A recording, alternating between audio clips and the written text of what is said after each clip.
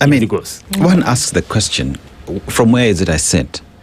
The person who shot me, killed me, injured me, gave the order, cannot be the very same person as well who comes up with a decision on what fits me, how much they will pay me, without the promise of it not happening again. Because then you become the judge, the executioner, the jury, all these things lumped together. Because where even protesters sit today, why there is even all this conversation, is because on one hand, shoot on the head, shoot to kill, shoot on the leg, right?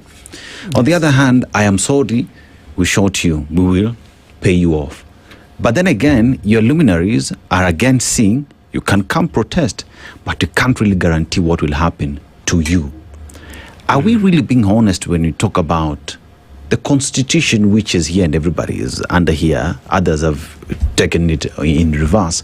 But are we really serious or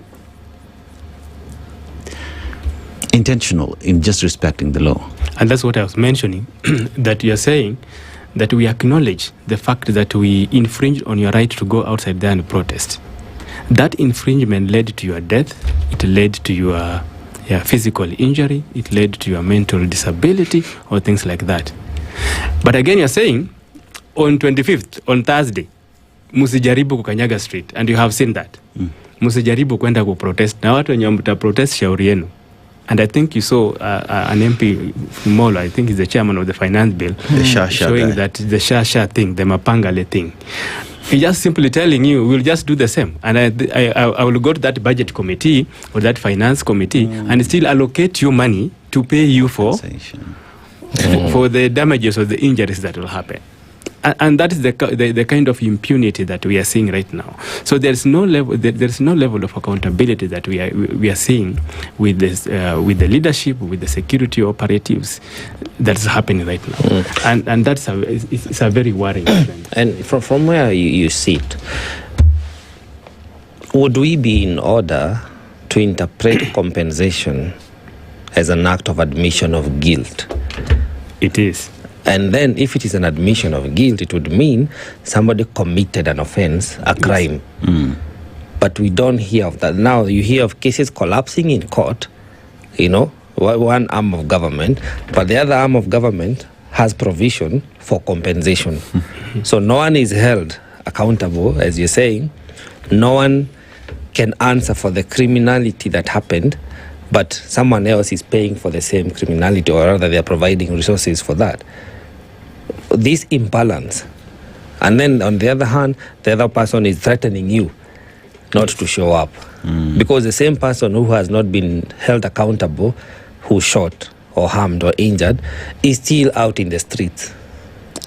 Yes, and the last time I was on this show, and this is what we were explaining, that there's a lot of interdependence with some of these constitutional offices that work within the justice sector, especially the judiciary, the Office of the Director of Public Prosecutions, the IPOA, and then the DCI who do the investigations.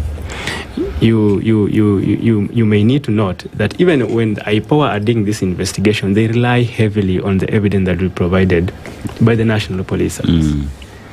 The so-called perpetrators, the accused, the suspects. Supposed to report themselves. They are supposed to report, to investigate and give them some of this evidence that are supposed to present to the Office of the Director of Public Prosecutions. So at the end of the day, there's a lot that is lost in here. And then the Office of the Director of Public Prosecutions, of course, has that mandate, the decision to charge. They decide whether they want to charge or not. Again, people will question the independence of the Office of the Director of Public Prosecution in some of these matters. And on the fact that even that evidence that the IPOA presents, again, comes from the DCI. The people who have the monopoly of owning the forensics laboratories are the DCI. And they're the ones who will give you evidence on whether the ODPP will be able to proceed with these cases or not. So at the end of the day, the common mwananchi here who is aggrieved remains in limbo. You are just in between, you're being tossed around. And you have got no guarantee or no right to say that this is how you're going to